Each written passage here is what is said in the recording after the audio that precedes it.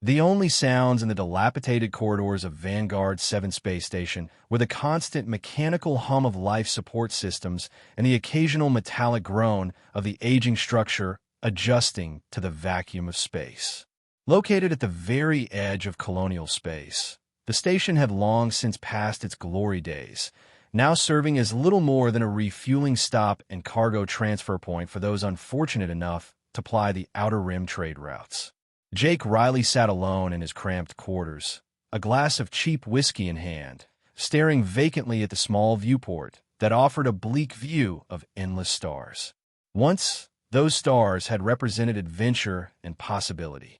Now they were just cold, distant witnesses to his self-imposed exile.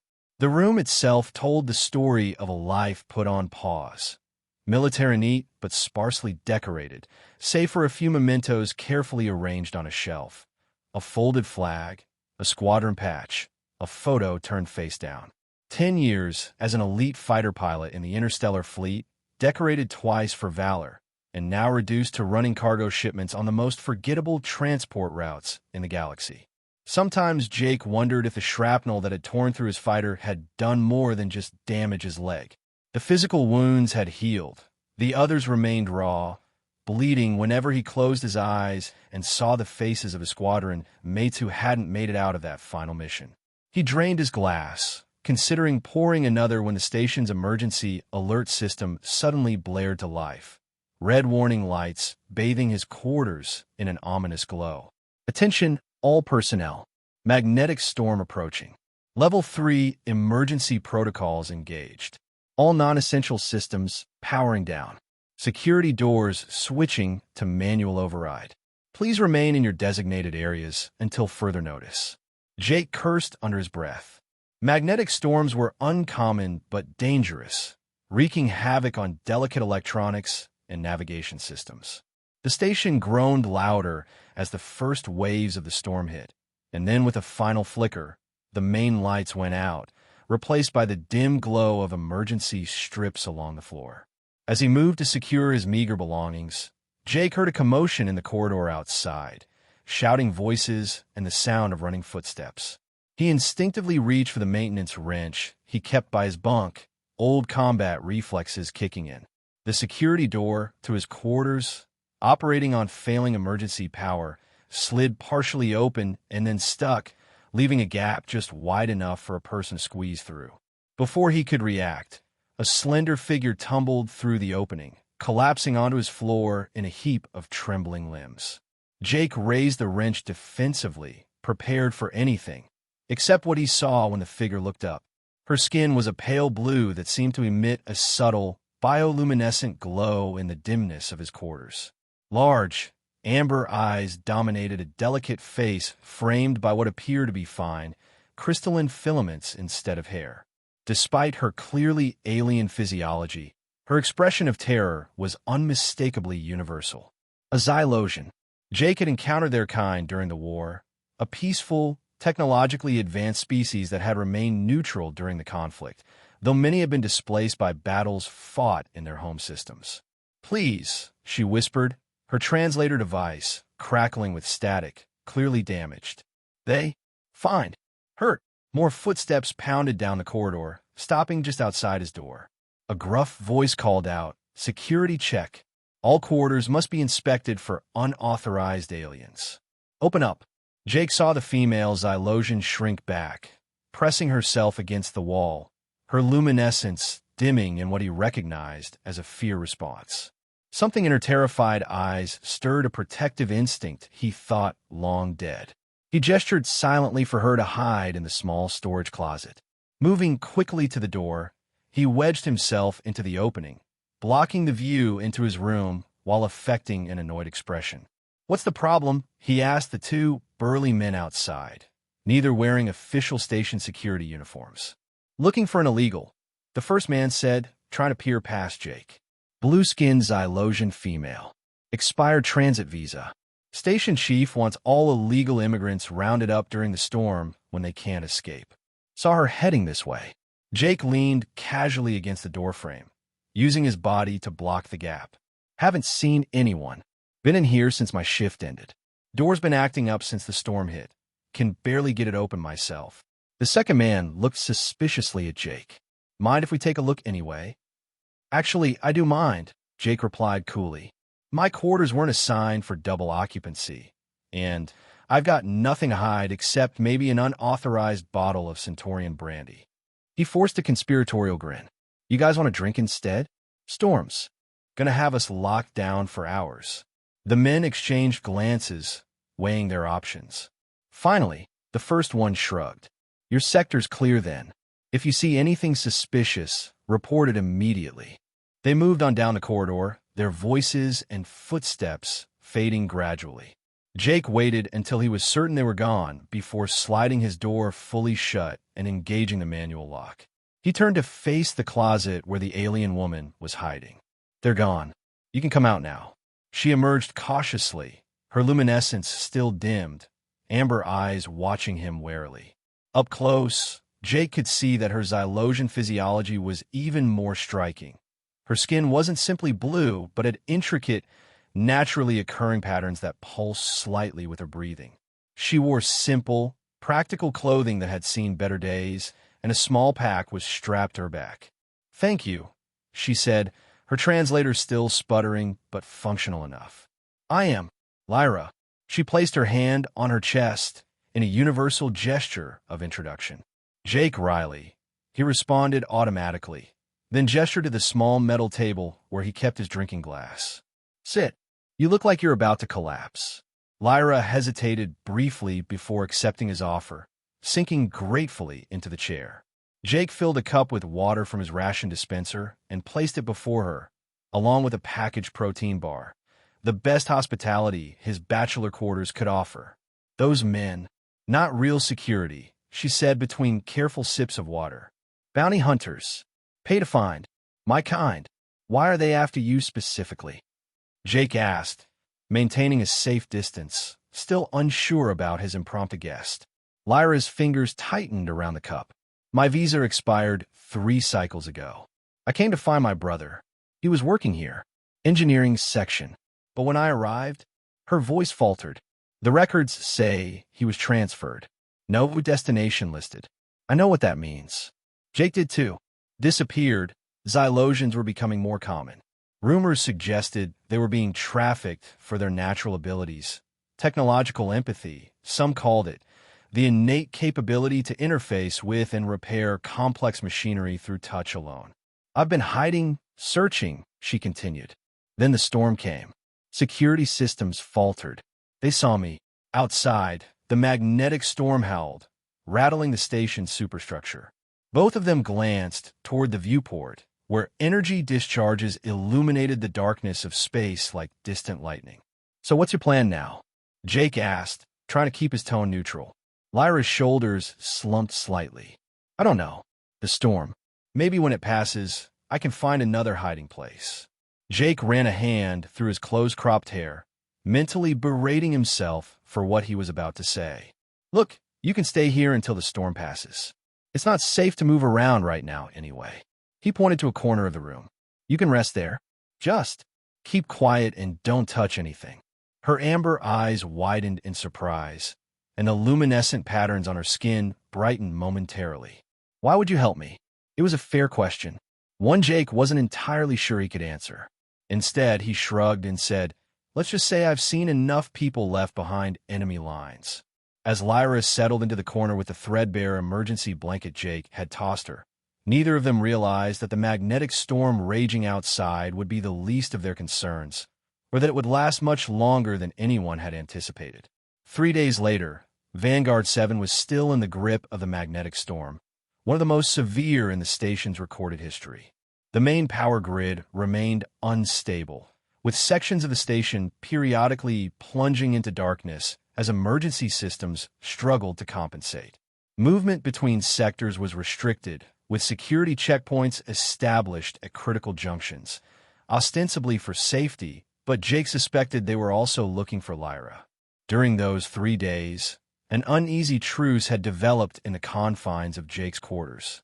He had cleared a small space for her, hanging a spare sheet as a makeshift privacy curtain. They danced around each other cautiously, establishing unspoken boundaries, careful not to invade the other's space in the cramped room. Communication was stilted at first. Jake wasn't much for conversation under the best circumstances, and Lyra seemed afraid to draw attention to herself, speaking in whispers even when they were alone. They exchanged only necessary words. Meals were shared silently, bathroom access negotiated with awkward gestures, sleeping schedules arranged to minimize interaction. On the fourth morning, Jake returned from his abbreviated cargo loading shift to find Lyra examining the small electronic reader he kept beside his bunk. His first instinct was irritation at the invasion of privacy, but before he could say anything, she looked up with an apologetic expression. "Your device was making noise. Error messages," she explained quickly. "I fixed it." She held it out to him, her slender fingers trembling slightly. "I hope that was acceptable. My people, we can sense when technology is in distress." Jake took the reader, switching it on to find that the display glitch that had plagued it for months was indeed gone. He looked at her with newfound curiosity. "You can repair electronics just by touching them?" "Not exactly," Lyra said, her translator device working better after she had apparently repaired that too. "We sense the pathways of energy, the places where flow is interrupted. Our touch can encourage the energy to find its correct path again." She hesitated, then added, "It is why some humans value us. Or hunt us." Jake nodded, understanding dawning. "That's why those men were after you. Not just because of your visa." "Yes," she admitted softly. "On the black market, a Xylosian technician is worth many credits. Especially now that the war has damaged so many systems and skilled repairs are scarce." Jake set the reader down, noticing for the first time how the room's harsh lighting made Lyra's skin appear paler, the luminescent patterns more subdued. She looked exhausted, fear and constant vigilance taking their toll. "Thank you," he said finally, gesturing to the repair device, "for fixing it." A small smile flickered across her face, the first he had seen. "It was simple, and I wanted to be useful, to repay your kindness." That evening, when Jake returned with their rations, he brought an extra surprise, a packet of real coffee, a luxury on the station. Lyra watched in fascination as he improvised a brewing method, using his heating element and 2 metal cups. "On my world, we have a similar ritual," she said, accepting the steaming cup carefully. "A beverage shared to show goodwill between houses." "Well, it's not exactly a peace treaty," Jake replied with a hint of humor, "but it's better than the recycled water we've been drinking." She sipped cautiously, her expression shifting from uncertainty to pleasure. "It's bitter, but warming. I like it." As they drank their coffee, Lyra began to speak more openly about her home world, a planet of crystalline forests and bioluminescent oceans. She described cities built in harmony with natural formations, technology that seemed to grow rather than being constructed. Jake found himself listening with genuine interest, asking questions about aspects that intrigued him. In return, Lyra asked about human worlds, about Earth which she had never visited. Jake found himself sharing sanitized stories from his military travels, carefully editing out the combat and destruction, focusing instead on the beauty and uniqueness of different planets.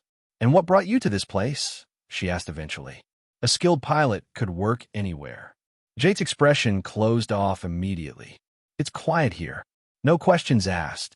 Lyra seemed to sense his withdrawal and didn't press further. Instead, she surprised him by producing a small object from her pack, a crystalline device that, when activated, projected a 3-dimensional star map onto the ceiling of his quarters. "My navigation aid," she explained. "I modified it to show constellations as they appear from different worlds." Together, they lay on the floor, looking up at the projection as Lyra cycled through various stellar configurations, explaining the mythologies her people attached to different patterns. For the first time in years, Jake felt a stirring of the wonder that had first drawn him to space. The peaceful moment was shattered by Jake's sudden awakening in the middle of the night cycle. He sat bolt upright, sweat-soaked and disoriented, the echoes of screams still ringing in his ears, the familiar nightmare of his final mission. watching helplessly as enemy fire tore through his squadron mate's ships. As he struggled to slow his breathing, a soft glow illuminated the darkness.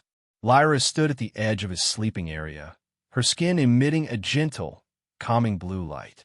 She didn't approach or speak, simply remained there, the light pulsing in a slow, rhythmic pattern that somehow matched his gradually steadying heartbeat. "Sorry," Jake muttered, embarrassed at his vulnerability. "Old habits. Warm memories," she said quietly. It wasn't a question. My father had them too, after the Krell invasion of our outer colonies. Jake looked at her in surprise. He hadn't considered that her people would have faced similar traumas, despite their neutrality in the human conflict. "The light helps," she continued. "It's something our healers do for those with troubled minds. I can stop if you wish." "No," Jake found himself saying. "It's soothing." They remained like that for several minutes, silent in the darkness, broken only by her gentle bioluminescence. Finally, Jake lay back down, and Lyra retreated to her corner. Neither mentioned the incident the next morning, but something fundamental had shifted between them. Over the next few days, as the storm continued to rage outside, the invisible barriers within the room began to dissolve. Jake brought Lyra small treasures from his forays into the station. An extra pillow, a data chip with entertainment programs, fresh fruit from the hydroponic section that he had traded a shift for. Lyra, in turn, transformed their shared space with subtle touches. She crafted small decorative objects from discarded materials, a hanging mobile made from spare parts that caught the light, a star-shaped lamp using her bioluminescent knowledge to create a soft nightlight.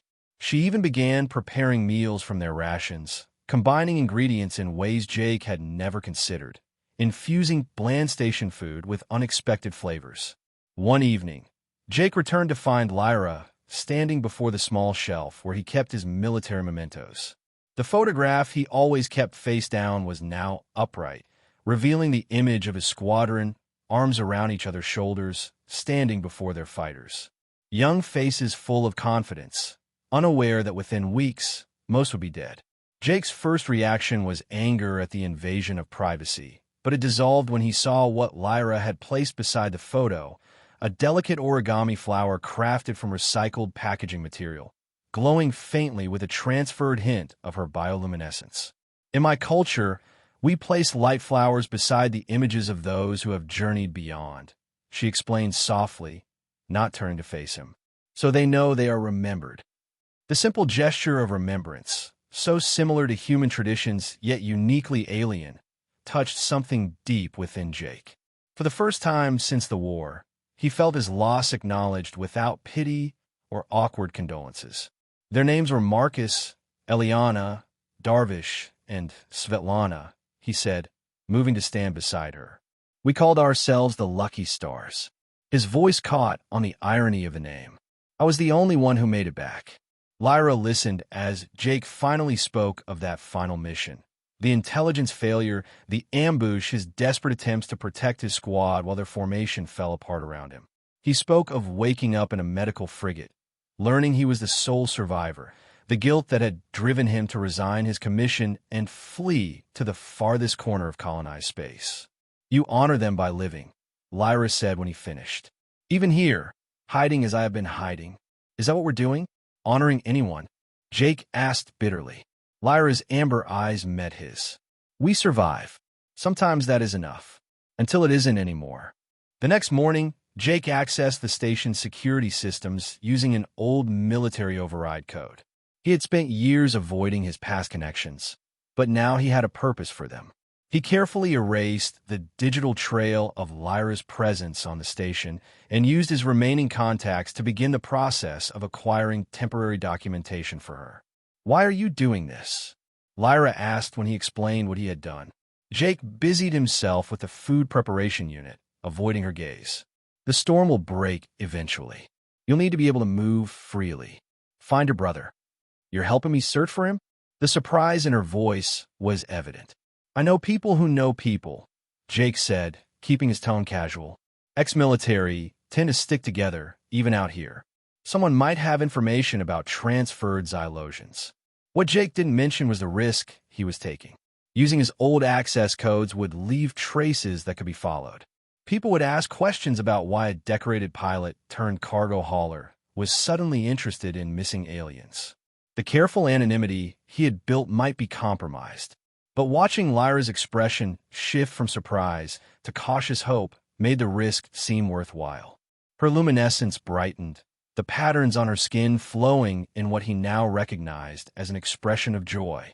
"Thank you, Jake Riley," she said formally, then in a more spontaneous gesture, reached out to briefly touch his hand, the first deliberate contact between them. The touch sent an unexpected warmth through Jake's arm, a pleasant tingling sensation unlike anything he had experienced before. From Lyra's startled expression, she had felt something similar. "Must be static electricity," Jake mumbled, withdrawing his hand. "From the storm." "Yes," Lyra agreed quickly. "Static." But her amber eyes lingered on his face a moment longer than necessary. That moment marked another shift in their relationship. The careful distance they had maintained began to close. They started sharing meals at the small table instead of eating in their respective corners. Conversations extended into the night, moving from impersonal topics to more personal revelations. Jake found himself watching Lyra when she wasn't looking, the graceful way she moved in the confined space, how the luminescent patterns on her skin seemed to dance when she was animated about a topic, the musical quality of her laughter when he said something unintentionally amusing. For her part, Lyra seemed fascinated by human mannerisms. She asked about the expressions that crossed his face, why humans use touch to communicate certain emotions, the meaning behind different tones of voice. Her observations were keen, sometimes uncomfortably so, as if she could see past the barriers he had carefully constructed. One evening, Jake received a video call from Mira, a former colleague who now worked security on a neighboring station. Lyra stayed out of visual range, but remained in the room, and Jake was acutely aware of her presence as he chatted with the attractive, dark-haired woman on screen. "You should visit sometime," Mira suggested with a smile that implied more than casual interest. "Epsilon Station has much better amenities than that floating junkyard you're on." "Maybe when my contract's up," Jake replied non-committally. After the call ended, he noticed Lyra was unusually quiet, her luminescence dimmed to almost nothing. "Everything okay?" he asked. "She seems nice," Lyra said, her voice carefully neutral. "A friend from your military days?" "Just someone I worked with briefly," Jake explained, feeling strangely compelled to clarify. "Nothing serious." "I see," Lyra said, though her tone suggested otherwise. "On my world, there was someone, a research partner. We were close once." Jake felt an unexpected twinge at the thought of Lyra with someone else. "What happened?" "The war separated us. He was evacuated to a different colony." Her eyes grew distant. "Sometimes I wonder if he still waits, or if he has found a new path." The conversation left a strangely tense atmosphere between them, an unspoken current of something neither was ready to name. The magnetic storm finally began to abate on the 12th day. Station systems gradually stabilized, and restrictions on movement between sectors were lifted. By all logical measures, it was time for Lyra to leave Jake's quarters and continue her search for her brother with the temporary documentation he had secured for her. Yet neither of them raised the subject. "The environmental controls are finally working properly," Jake commented instead, returning from his shift. "Temperature should be more comfortable now." "That's good," Lyra replied, looking up from the small device she was repairing. One of several station workers had discreetly brought to her after word spread of a Xylosian technician who could fix unfixable equipment. "I've adjusted the lighting program to match your preferred spectrum." The room had indeed become more comfortable, not just in temperature and lighting, but in countless small ways that reflected both their preferences, a blend of human practicality and Xylosian harmony. What had once been Jake's sterile, impersonal quarters now felt like home.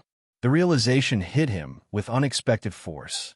This small space had transformed from a place where he merely existed to somewhere he actually wanted to be. And the difference was her presence. Before he could process this thought, the station's announcement system crackled to life. Attention all personnel.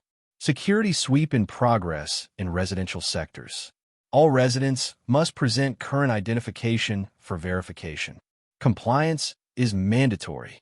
Lyra's head snapped up, fear flashing across her features despite the documentation Jake had acquired for her. The bounty hunters, she whispered. They must have requested a formal sweep. Jake moved to the door, checking that it was securely locked. Your papers should hold up to standard inspection, he assured her, though he wasn't entirely confident. Rushed forgeries, even good ones, might not withstand close scrutiny. But what if they don't? Lyra asked, the patterns on her skin rippling with anxiety. Jake, I cannot go back into hiding. And if they take me? She didn't need to finish the thought. They both knew what happened to Xylosian's capture by traffickers. Jake felt a cold resolve settle over him, reminiscent of his pre-mission focus from his combat days. Then we need to be proactive, he said, moving to access his secure storage compartment. From it, he withdrew items he hadn't touched in years, his military identification, his service weapon, and a small device that could disrupt surveillance systems. I still have friends in the docking authority, he explained as he checked the charge on the disruptor. There's a supply ship leaving for the outer colonies tonight. Independent operator owes me a favor. Lyra's eyes widened as she realized what he was suggesting. You want me to stow away? Leave the station? Not stow away, Jay corrected. Travel as a documented passenger alongside the cargo supervisor. He hesitated, then added, Me? You? Lyra stepped closer, confusion evident in her expression. Jake, your work, your life is here. Jake looked around the room that had been his self-imposed prison for years. What life? Moving cargo from one bay to another? Drinking alone with ghosts? He shook his head. There's nothing for me here, Lyra. There never was. It was just a place to hide. But why would you leave now? For, she trailed off, unable to complete the thought. For you. Jake finished quietly. Because for the first time since I lost my squadron, I feel like I'm alive again. Because when I'm with you, I remember what it was like to care about something. Someone. The confession hung in the air between them, more vulnerable than Jake had allowed himself to be in years. He waited, braced for rejection, for Lyra to tell him that he was mistaking gratitude for something deeper. Instead, her luminescence brightened to a brilliant blue, the patterns on her skin forming intricate, pulsing designs he had never seen before. She stepped closer, close enough that he could feel the warmth radiating from her. On my world, she said softly, when one soul recognizes another across the void of difference, we call it finding the resonant frequency. I thought such harmony between species was just a myth, a romantic story told to children. Her amber eyes searched his face. But from the moment you hid me from those men, there's been a resonance between us that I cannot explain. I have felt it growing stronger each day. Jake reached out slowly, giving her time to withdraw if she wished, and gently touched her cheek. The same pleasant tingling he had felt before spread through his fingers, but stronger now, a connection that seemed to flow both ways. I don't want to leave, Lyra whispered, leaning into his touch. Not without you. The moment was interrupted by a harsh pounding on the door. Security inspection. Open immediately. Jake's military training took over. He quickly guided Lyra to the small maintenance access panel in the bathroom, a feature of older station quarters that newer residents often didn't know existed. This connects to the service corridors. Follow it 3 junctions east, then 2 north. Wait for me at Docking Bay 12. If I'm not there in 30 minutes, find Captain Navarro of the Stellar Wind. Give her this. He pressed his military ID into Lyra's hand. She'll get you to safety. Lyra clutched the ID, her expression torn between fear and reluctance to leave him. Jake, I'll be right behind you, he promised. Go. Now. As soon as Lyra disappeared into the access tunnel, Jake composed himself, adjusted his clothing, and opened the door with an expression of annoyed inconvenience. 3 security officers stood outside, accompanied by the 2 bounty hunters he had encountered during the storm. One of the hunters pointed an accusatory finger at Jake. This is the one. He was harboring the illegal during the storm. I'm sure of it. The lead security officer, a stern woman with lieutenant's insignia, looked skeptically at Jake. "Sir, we've received information that you may be sheltering an undocumented Xylosian female. We need to search your quarters." "Be my guest," Jake replied calmly, stepping aside. "Though I'd like to know when helping someone during an emergency became a crime on Vanguard 7. The security team entered, conducting a thorough but professional search while the bounty hunters prowled around with predatory anticipation. Jake maintained his composure, answering questions with the right mix of cooperation and mild indignation. "She was here," one of the bounty hunters insisted after the search turned up nothing. "I can smell their kind." He picked up the origami flower Lyra had made, crushing it in his fist. "What's this alien trash doing here if she wasn't here?" Jake felt a surge of anger but controlled it, shrugging casually. "Traded for it. Guy in maintenance makes them. They're popular with some of the crew." The security lieutenant frowned at the bounty hunter. "Without evidence of current harboring, we can't detain Mr. Riley. However," she turned to Jake, "any knowledge you have about the whereabouts of undocumented aliens should be reported immediately. Failure to do so is a punishable offense." "Understood, Lieutenant," Jake replied respectfully, "though I might point out that those gentlemen," he nodded toward the bounty hunters, "aren't wearing station security identification. If we're talking about proper documentation." The lieutenant's eyes narrowed slightly. Then she turned to the bounty hunters. "Let's see your visitor authorization and professional permits." As the uncomfortable scrutiny shifted to the bounty hunters, Jake casually gathered a few essential items, as if simply tidying up after the search. By the time the security team finished their inspection and prepared to move to the next quarters, he had everything he needed packed into a small duffel. "Thank you for your cooperation, Mr. Riley," the lieutenant said. "Sorry for the inconvenience." Jake nodded, watching as they escorted the now subdued bounty hunters away. As soon as they turned the corner, he slung the duffel over his shoulder and headed in the opposite direction, taking a roundabout path toward Docking Bay 12. He encountered one more security checkpoint, but passed through easily with his cargo supervisor credentials. The station felt different as he made his way through familiar corridors. No longer a sanctuary, but a cage he was finally ready to leave. When he reached Docking Bay 12, his heart sank momentarily when he didn't immediately see Lyra. Then a slight movement caught his eye, a flicker of blue luminescence from behind a stack of cargo containers. Relief flooded through him as Lyra emerged, her face lighting up literally and figuratively at the sight of him. Without hesitation, she rushed to him, and he caught her in a tight embrace, the sensation of their connection amplified by the full-body contact. "I feared they had taken you," she whispered against his chest. "Not a chance," Jake replied, reluctantly pulling back to check the time. "But we need to move quickly. Navarro won't wait." The Stellar Wind was a mid-sized independent freighter, weathered but well-maintained. Its captain, a stocky woman with gray-streaked hair and a perpetual scowl, was waiting at the boarding ramp. "Riley," she acknowledged with a curt nod. "Been a while." "Appreciate this, Navarro," Jake said, keeping an arm protectively around Lyra. The captain's eyes flicked to Lyra, then back to Jake. "Your passenger paperwork just barely checks out. Had to grease a few palms to get it expedited." She shook her head. "Never figured you for a romantic, Riley. Risking your neck for?" She gestured vaguely at Lyra. "Things change," Jake said simply. Navarro studied them for a moment longer, then shrugged. "None of my business. Your cargo supervisor until we reach Tirani's colony. Quarters are small, but private. Keep your heads down until we clear station authority." As they boarded the freighter, a final station-wide announcement echoed through the docking bay. "Attention all personnel and visitors. Enhanced security protocols will remain in effect until further notice. All departures are subject to additional screening." Captain Navarro cursed under her breath. "Get to your quarters. Now, I'll handle the departure formalities." Their assigned quarters were indeed small.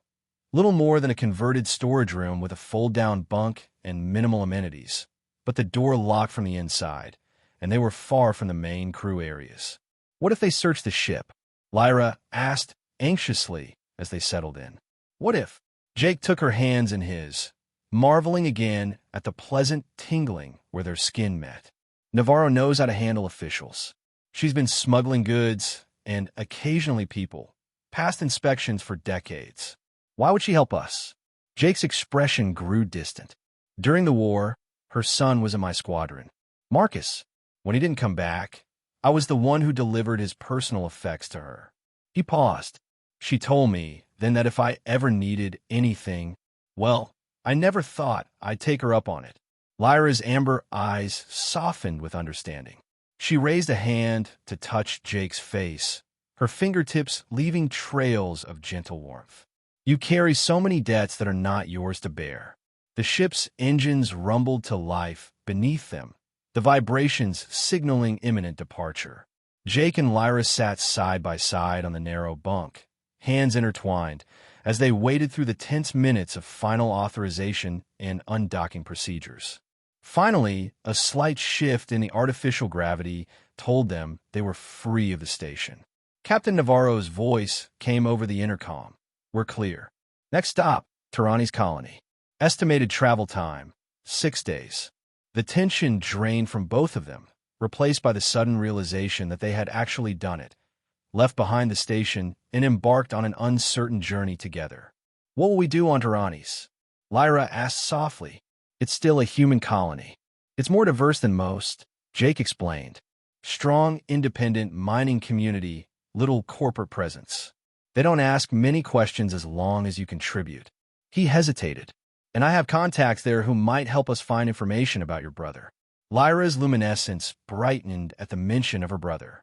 You still want to help me find him? Of course, Jake said. That's the plan. Find your brother, figure out who's behind the disappearances, make sure you're both safe. He looked down at their joined hands. After that, well, we can decide then what comes next. Lyra leaned against his shoulder, her body fitting perfectly against his side. Whatever comes next, I'm glad we face it together. As the stellar wind carried them away from Vanguard 7, the small room didn't feel confining to Jake as his former quarters had. Instead, with Lyra beside him, it felt like exactly where he was meant to be. In the days that followed, they settled into the rhythm of life aboard the freighter. Jake performed his duties as cargo supervisor, working alongside the crew, who accepted Lyra's presence with minimal curiosity. The independent traders who made up Navarro's crew were accustomed to minding their own business. Lyra quickly made herself useful, using her technological abilities to repair various systems on the aging freighter. The crew was initially skeptical of the blue-skinned alien, but their attitudes changed rapidly after she diagnosed and fixed a persistent issue with the environmental controls that had plagued the ship for months. Captain Navarro, though still gruff and professional, seemed to develop a quiet respect for Lyra. In their private moments, Jake and Lyra's connection deepened. The confined space of their quarters necessitated a physical closeness that accelerated their emotional intimacy. Nights were spent talking in whispers about their pasts, their homeworlds, and increasingly, their possible future together. When did you know you wanted to be a pilot? Lyra asked one night as they lay side by side on the narrow bunk, watching the streaks of hyperspace through the small viewport. Jake smiled at the memory. I was 6 years old. My father took me to an air show on Earth. The moment I saw those ships cutting through the sky, I knew that's where I belonged. Not on the ground, but up there. He gestured toward the stars. What about you? What did you dream of becoming? Lyra's luminescence pulsed gently in the dim cabin. On Xylos, children are tested for aptitudes early. I showed strong technological empathy, so I was directed toward engineering and repair work. Her amber eyes grew distant. But I always wanted to be an explorer, to map the spaces between stars that even our advanced ships hadn't reached. Is that why you left home initially? To explore. Partly, she admitted. But mostly it was to follow my brother. Kellen was always the true adventurer. He took a position on a human research vessel studying spatial anomalies. Her luminescence dimmed. When the war broke out, communications became difficult. Then they stopped entirely. Jake pulled her closer, feeling the now familiar pleasant tingling where their bodies touched. We'll find him, Lyra. I promise. On the fourth day of their journey, Captain Navarro called Jake to the bridge, an unusual request that sent a spike of concern through him. "Something wrong?" he asked as he entered the command center. Navarro was studying a data tablet, her expression grim. "Just received an encoded transmission from a contact on Vanguard 7. Those bounty hunters who were after your friend? They're not just random mercenaries. They're working for Neurosyn Corporation." Jake felt his blood run cold. Neurosyn was one of the largest technology conglomerates to emerge in the post-war economy, specializing in neural interfaces and biomechanical integration. They maintained a carefully cultivated public image of innovation and progress, but rumors of their black market research divisions had circulated for years. "Why would Neurosyn be interested in xylogens?" he asked, though he suspected he already knew the answer. "My contact says they've been acquiring xylogen subjects for some kind of classified research program," Navarro replied, her voice tight with disgust. "Something about integrating xylogen technological empathy with human neural networks." Jake's mind immediately went to Lyra's brother. The transferred xylogens. That's where they've been going. Navarro nodded grimly. "Apparently, and they're serious about reclaiming their property. The bounty on your friend has tripled, and they've put out feelers to identify which ship you left on. Can they track us?" "Not easily. I filed false destination reports, and we're taking a non-standard route." She fixed Jake with a hard stare. "But you should know what you're up against. Neurosyn has resources and connections throughout colonial space. Tyrannies might not be far enough." Jake processed this information, his protective instincts toward Lyra intensifying. "Do you have contact further out? Beyond colonial jurisdiction?" Navarro raised an eyebrow. "The free zones? That's a rough existence, Riley. Better than being a corporate lab rat." After a moment's consideration, Navarro nodded. "I know people in the Ceres Collective. Independent miners, former political dissidents, refugees from both sides of the war. They don't answer to Earth governments or colonial administrators. Can you get us there?" "Not directly. Too far off my regular routes would raise flags. But I can drop you at Tyrannies as planned. My sister runs supply ships to the outer settlements from there. She could take you on as crew." Navarro's eyes softened slightly. "You sure about this, Riley? It's a one-way trip for most who go. The collective doesn't welcome tourists." Jake thought of the empty existence he'd been living on Vanguard 7, contrasted with the connection he'd found with Lyra. "I'm sure." When Jake returned to their quarters and explained what he'd learned, Lyra's reaction surprised him. Instead of fear, her luminescence intensified with determination. "Neurosyn," she repeated, the name clearly familiar to her. "I found references to them in the station records when I was searching for Kellen. His research vessel was contracted to them shortly before communication stopped." "You think they have him?" Lyra nodded, her delicate features set with resolve. "And others like him. Jake, we cannot simply run and hide in these free zones. If Neurosyn is capturing xylogens for experiments." She couldn't finish the sentence. "What are you suggesting?" Jake asked, though he recognized the look of someone preparing for battle. "We need evidence. Proof of what they're doing. Something to take to the Interstellar Council or the human media." She met his eyes directly. "We need to find a research facility." Jake ran a hand through his hair, considering the magnitude of what she was proposing. "That's not just dangerous, Lyra. It's potentially suicide. Neurosyn has private security forces that rival some planetary defenses." "I know," she said quietly. "That's why I won't ask you to come with me. You've risked enough already. At Tyrannies, we can part ways." "Stop," Jake interrupted, taking her luminescent hands in his. "That's not happening. We stay together." The thought of separating from her now seemed impossible, like volunteering to lose a limb. "If we're doing this, we do it together. But we need a plan, resources, allies." Lyra's amber eyes welled with emotion, her luminescence creating patterns Jake now recognized as profound gratitude and affection. Together, then, they spent the remaining journey time formulating their approach. Captain Navarro, when informed of their intentions, was predictably incredulous, but eventually agreed to make introductions to some of her less reputable contacts on Tyrannies who might help. You're either the bravest or the most foolish pair I've ever transported, she told them as the ship prepared for final approach to Tirani's colony. Probably both. The spaceport at Tirani's was a stark contrast to the orderly, if aged, facilities of Vanguard 7. Built into the side of a massive crater on a mineral-rich moon, it was a chaotic sprawl of mismatched architecture, retrofitted mining equipment, and bustling activity. Ships of all sizes and origins crowded the docking bays, while traders and miners from dozens of species haggled in the commercial districts.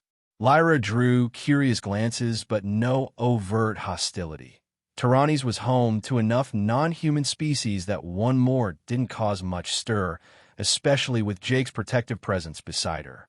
Captain Navarro led them through the crowded port to a secluded tavern carved directly into the moon's bedrock. My sister will meet us here, she explained as they claimed a booth in the dimly lit establishment. She's connected to the kind of people who might help you with your investigation. An hour and several rounds of surprisingly good local brew later, they were joined by a woman who bore only a passing resemblance to Navarro, taller, leaner, with sharp eyes that missed nothing and a network of old scars on her exposed arms. Sila, Navarro greeted her with a familial nod. Thanks for coming. Sila Navarro assessed Jake and Lyra with the practiced gaze of someone accustomed to evaluating threats and opportunities. So these are your passengers, the ones with the death wish. Captain Navarro made the introductions, then left them to talk, claiming business elsewhere in the port. As soon as she was gone, Sila's demeanor shifted from merely cautious to intensely focused. Let's be clear, she said, leaning forward. Taking on Neurosin isn't just dangerous.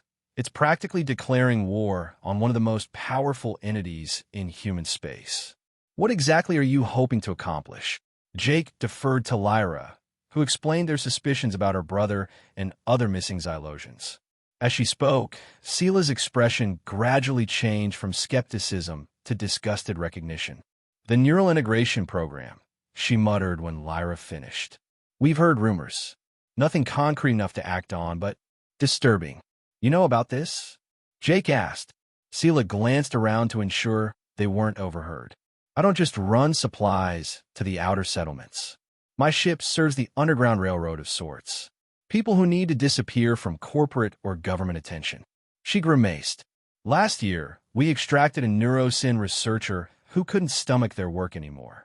Before we could get detailed information, they had an accident. Very convenient. Timing. Then you understand why we have to do this, Lyra said. Sila studied them both for a long moment. I understand, but that doesn't mean I endorse suicide missions. She sighed. However, if you're determined, I know someone who might help.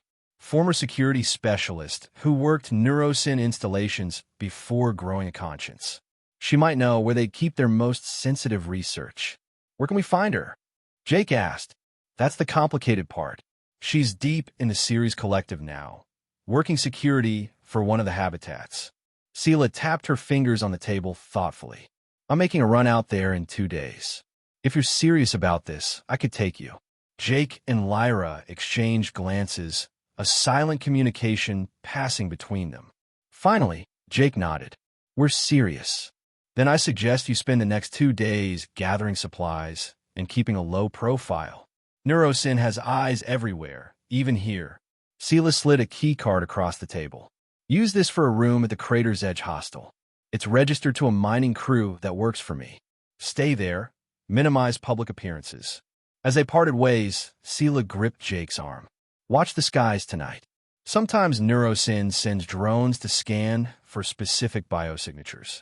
Your friend's luminescence would stand out on their sensors. The hostel was basic but clean, catering to transient workers and budget travelers.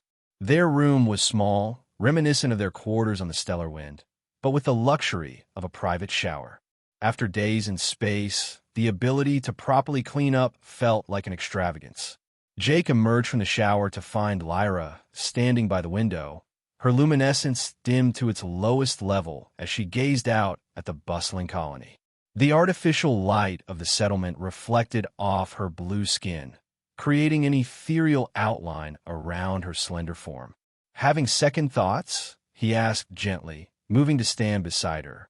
She turned to him, her amber eyes steady. No, but I am afraid. Not of the danger, but of what we might find. If Kellen has been in their hands all this time. She couldn't complete the thought. Jake pulled her into his arms, the now familiar and welcome tingling sensation flowing between them.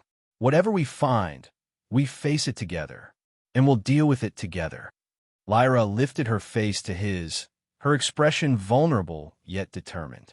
Jake, before we go further into danger, there's something I must tell you. Something about the connection between us. The tingling when we touch, he asked. She nodded. It is not simply static or an odd biological compatibility. Among my people, such resonance occurs only when two souls are fundamentally attuned. Her luminescence brightened despite her attempts to keep it dim. It is rare even between Xylosians. Between different species, it is unprecedented in our records. What are you saying, Lyra? I'm saying that what has grown between us is not chance or convenience or gratitude. It is something my people would consider profound and unbreakable. She hesitated. Humans might call it destiny, though that simplifies the quantum aspects. Jake smiled, cradling her face in his hands. I don't need quantum physics to know what I feel for you. Then, finally giving voice to what had been building since she first tumbled into his quarters during the magnetic storm, he said, I love you, Lyra, across species, across stars, against corporations and common sense. The patterns of her luminescence formed what he now recognized as joy, spreading across her skin in waves of gentle light. And I love you, Jake Riley. Beyond language, beyond worlds. When their lips finally met, the tingling connection between them amplified exponentially, a rush of warmth and light that seemed to momentarily suspend all other sensations. It was unlike any kiss Jake had ever experienced. Not just physical, but something deeper, as if their very consciousness brushed against each other. They spent that night exploring this new dimension of their relationship, discovering how their different physiologies could bring each other pleasure. The luminescent patterns on Lyra's skin responding to their shared intimacy in breathtaking displays that turned their humble hostel room into a private galaxy of light and sensation. In the quiet aftermath, as they lay intertwined, Jake reflected on the unlikely journey that had brought them together. From a magnetic storm on a forgotten station to this moment of profound connection on the edge of known space, preparing to challenge one of the most powerful entities in the galaxy. No matter what happens, he whispered against her luminescent skin, finding you was worth it all. The next morning brought a message from Sela. Their departure had been moved up. Neurosyn representatives had been spotted at the spaceport, questioning recent arrivals. They needed to leave immediately. Within an hour, they had gathered their meager belongings and made their way through service tunnels to a secondary loading dock where Sela's ship, the Horizon Breaker, waited with engines already warming. We got maybe 10 minutes before Port Authority realizes I haven't filed a proper departure plan, Sela informed them as they boarded. Strap in and prepare for a rough exit. The Horizon Breaker was smaller than the Stellar Wind, but clearly built for speed and maneuverability rather than cargo capacity. As promised, the departure was rough, a rapid ascent that pushed them hard into their acceleration seats, followed by a series of evasive patterns that suggested Sela expected pursuit. Neurosyn has at least 2 fast-response ships in the vicinity, she explained once they had cleared immediate Port Authority jurisdiction. We need to make it to the asteroid field before they can scramble. Jake, drawing on his fighter pilot experience, offered to assist in the cockpit. After a brief assessment of his skills, Sela relinquished the secondary flight controls to him. They worked in wordless efficiency, Jake anticipating maneuvers and Sela executing them with precision. Lyra remained in the passenger compartment, using her technological empathy to help stabilize the ship's straining systems during the high-speed escape. Through the viewport, she watched Hiranis shrink behind them as they raced toward the dense asteroid belt that marked the outer boundary of the system. Just as they approached the protective cover of the asteroids, the ship's sensors detected 2 pursuing craft. Neurosyn's security vessels, Sela confirmed grimly. faster than us in open space, but they'll have trouble in the belt. Jake studied the tactical display. They're splitting up, trying to flank us before we reach the asteroids. What followed was a harrowing navigation through the unpredictable paths between massive space rocks, with the Neurosyn vessels in relentless pursuit. Jake's combat experience and Sela's intimate knowledge of the asteroid field kept them just ahead of their hunters. "We can't just keep running," Jake said as they narrowly avoided a collision with a tumbling asteroid. "They'll call for reinforcements, set up a perimeter." Sela nodded, her expression calculating. "There's an abandoned mining outpost about 40 kilometers deeper in. Heavy mineral content in the surrounding asteroids plays havoc with sensors. If we can reach it, power down, we might lose them." The outpost appeared as a collection of interconnected modules anchored to a medium-sized asteroid, dark and seemingly deserted. Sela executed a perfect silent approach, using minimal thrusters to dock with one of the airlock extensions. "Complete shutdown," she ordered. "Emergency power only. No communications, no external lights." In the eerie silence that followed, they listened as the Neurosyn vessels passed nearby, their sensors sweeping but failing to penetrate the mineral interference. After an agonizing hour, the pursuit ships moved on, expanding their search pattern away from the outpost. "We should be safe here for a few hours," Sela said, relaxing slightly. "I've used this place as a hideout before. There's even some emergency supplies cached inside." The interior of the outpost was cold and stale, preserved by the vacuum of space, but showing clear signs of its hasty abandonment years earlier.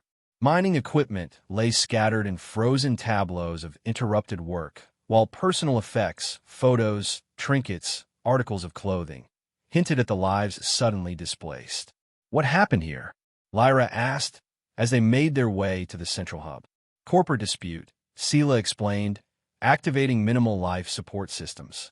Two companies claimed the same asteroid field. One hired mercenaries instead of lawyers.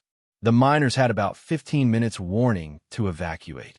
In the central hub, Sela revealed a hidden compartment containing emergency rations, medical supplies, and communications equipment. "We'll rest here until I'm certain the pursuit has moved on, then make a run for the jump point to Ceres space." As they settled in to wait, Jake found himself drawn to an abandoned workstation. Among the personal items left behind was a small holographic projector. Curiosity getting the better of him, he activated it, revealing an image of a family: a human man, a non-human woman with ridged features, and 3 children of mixed appearance. "Another mixed couple," he mused, showing the image to Lyra. "Looks like we're not as unprecedented as you thought." Lyra studied the holograph with interest. "Their relationship, yes, but the resonance we share is different." She touched his hand, sending the familiar tingling through his arm. "This connection is what makes us truly rare." Sela, overhearing their conversation, gave them a curious look. "You two have the quantum resonance? I thought that was just a Xylosian legend." "You know of it?" Lyra asked, surprised. "My second Navigator 4. 3 years was Xylosian. He spoke of it sometimes, soul bonds that transcend conventional biology." Sela shook her head with something like amazement. "If you really have that, then maybe you're not on a suicide mission after all. The universe has a way of protecting what's meant to exist." They spent 6 tense hours in the abandoned outpost before Sela deemed it safe to continue their journey. The Horizon Breaker slipped quietly from its hiding place, taking a circuitous route through the asteroid field before making a dash for the jump point that would take them beyond colonial space to the territory loosely controlled by the Ceres Collective. The jump itself was disorienting, a brief distortion of reality as the ship passed through the spatial anomaly that connected distant points in the galaxy. When they emerged, the starscape had changed dramatically. They were now in a region dominated by a sprawling field of asteroids and planetesimals orbiting a distant, dying star.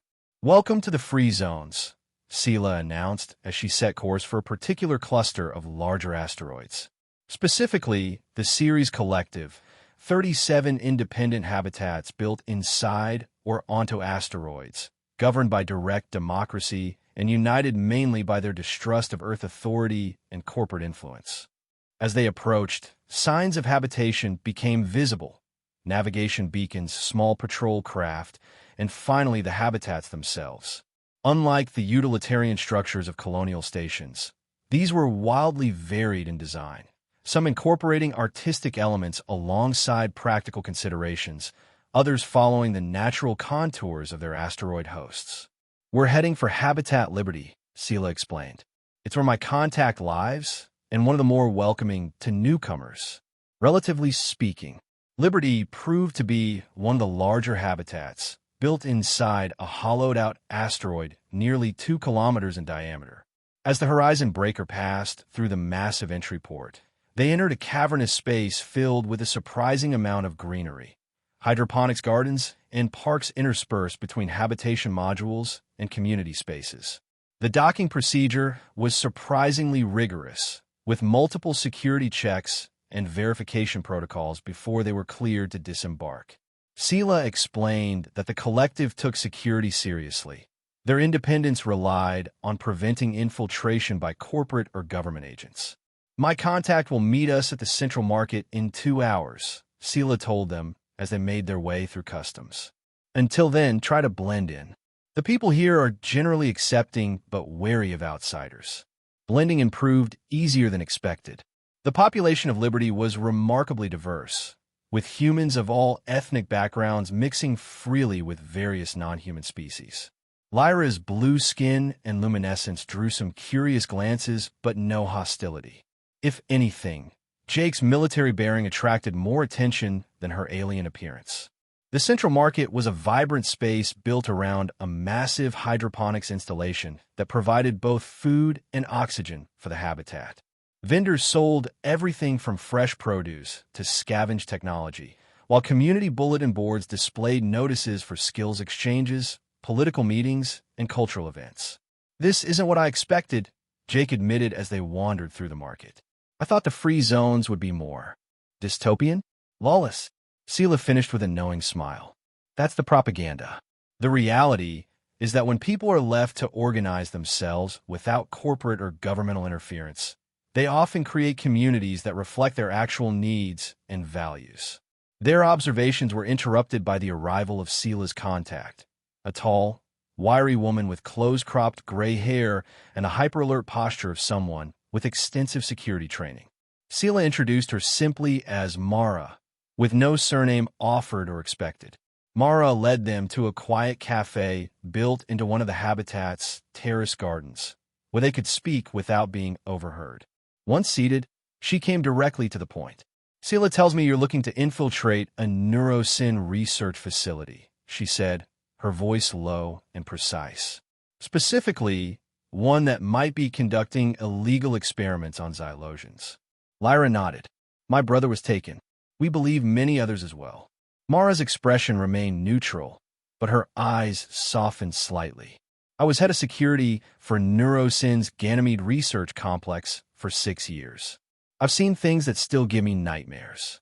She pulled out a small data crystal. "What I'm about to show you is the reason I had to disappear." She inserted the crystal into a secure tablet, which projected a 3-dimensional schematic, a massive facility built inside one of Jupiter's smaller moons. "This is Facility Omega, Neurosyn's most classified research installation. Officially, it doesn't exist. It's where they conduct the experiments, too unethical even for their regular black market operations." Jake studied the schematic with his tactical eye. "Security looks intense." "It is," Mara confirmed. "Automated defense systems, dedicated security force, biometric checkpoints. But it has vulnerabilities, particularly if you have someone with Xylosian abilities." She glanced at Lyra. "The facility's systems incorporate Xylosian-derived technology. Someone with natural technological empathy might be able to interface with them in ways the designers never anticipated." "You're suggesting I could bypass their security?" Lyra asked. "Potentially, but still incredibly dangerous." Mara looked between them. "You need to understand what you're up against. Neurosyn isn't just powerful, it's ruthless. Anyone who interferes with their operations simply disappears. Like my brother, Lyra said quietly. Mara nodded grimly. Yes, like your brother. She hesitated, then added, I should tell you that if he's been in Facility Omega for any length of time, he may not be, as you remember him. The neural integration process is invasive, permanent. Lyra's luminescence dimmed with distress, but her voice remained steady. All the more reason to stop them. Jake placed a supportive hand on her arm, feeling the familiar tingle of their connection. What would it take to get into this facility? Mara considered them both for a long moment, then made a decision. I still have contacts inside NeuroSyn. People like me who want out, but haven't found the opportunity. With their help and the right approach, it might be possible to not just get in, but to extract data proving what they're doing. She tapped the schematic. But you'd need more than just the two of you. You'd need a team. We don't have a team, Jake pointed out. Sela, who had been silent during the exchange, suddenly spoke up. Actually, you might. Liberty is home to several people with personal vendettas against NeuroSyn, including a former military pilot who lost his entire family to their medical research. Are you suggesting we recruit here? Jake asked, surprised. I'm suggesting that your cause might find willing allies if presented to the right people. Sela looked to Mara. The council meeting tonight. They could make their case there. Mara considered this, then nodded slowly. It's unusual, but given the nature of the information I have about Facility Omega, the council would want to hear it anyway.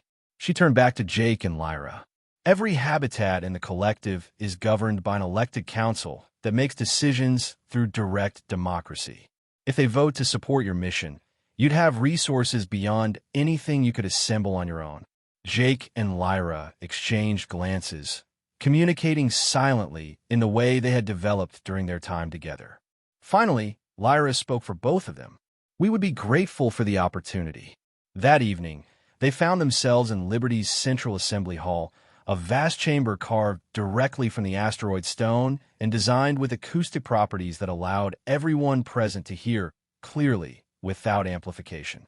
Several hundred residents had gathered for the regular council meeting, with 7 elected representatives seated at a circular table in the center. When their turn came to address the council, Jake let Lyra speak first.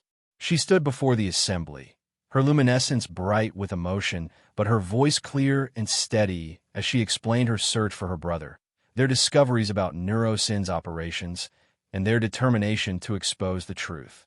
Jake followed, lending his military expertise to explain why such a mission was feasible with the right support. Mara then presented her evidence, carefully preserved documentation of NeuroSyn's experimentation, including disturbing footage of Xylosians being subjected to invasive neural procedures. The assembly responded with a shocked murmur that grew into expressions of outrage. When the council opened the floor for discussion, numerous residents came forward with their own stories of NeuroSyn's abuses. Family members who had disappeared, whistleblowers who had been silenced, communities displaced by corporate expansion. What had begun as a request for assistance transformed into something larger, a collective recognition of a shared enemy and the need for direct action. The council's vote was unanimous. Liberty would support the mission to infiltrate Facility Omega, not just to rescue Lyra's brother and other captives, but to obtain definitive evidence of NeuroSyn's crimes that could be broadcast throughout human and non-human space. In the days that followed, a team began to form around Jake and Lyra. Sela volunteered her ship and her piloting skills. Mara would provide security expertise and inside knowledge of NeuroSyn protocols. They were joined by Tarek, the former military pilot who had lost his family, Vela, a hacker with particular skills in corporate systems, and Dr. Orson Shun, a physician specializing in xenobiology who could evaluate and treat rescued captives. Training and preparation consumed the next 3 weeks. Jake fell back on his military experience, working closely with Mara to develop tactical approaches based on the facility schematics. Lyra spent hours with Vela, learning how to better control and extend her technological empathy to interface with NeuroSyn systems. Throughout it all, Jake and Lyra's bond deepened. The quantum resonance between them strengthened with each passing day, creating a level of nonverbal communication that sometimes startled their teammates. In private moments, They reaffirmed their commitment to each other, regardless of the mission's outcome. "If we succeed," Jake said one night as they lay together in their small quarters on Liberty, "what then? Where do we go from there?" Lyra's luminescence created gentle patterns across his skin as she traced his features with her fingers. "Doesn't matter, as long as we're together. We could stay here in the collective, return to colonial space if it's safe, even visit my homeworld. Or all of them," Jake suggested. "We could get a small ship, just large enough for two. See the galaxy at our own pace." The image of that future, just the two of them among the stars, settled into their shared consciousness, a beacon of hope to carry them through the dangerous mission ahead. Finally, the day of departure arrived. The Horizon Breaker, now retrofitted with additional stealth capabilities and defensive systems, was loaded with equipment and supplies for the infiltration. The team gathered for a final briefing, reviewing their approach one last time. "Our primary objective is information extraction and prisoner rescue," Jake reminded everyone. "We get in, secure the evidence, find the captives, including Kellen, and get out. This isn't a military strike. We avoid confrontation whenever possible." Mara nodded in agreement. "Once we have the data, we transmit it immediately through the secure channel to Liberty. Even if we don't make it out, the evidence will." As the team dispersed to make final preparations, Jake took Lyra aside, holding her luminescent hands in his. "Whatever happens at that facility," he said softly, "know that finding you was the best thing that ever happened to me. You gave me a reason to live again, not just exist." Lyra's amber eyes shimmered with emotion. "And you showed me that home isn't a place, but a connection." The patterns on her skin formed the now familiar configuration that Jake recognized as her expression of deepest love. "We will succeed, Jake.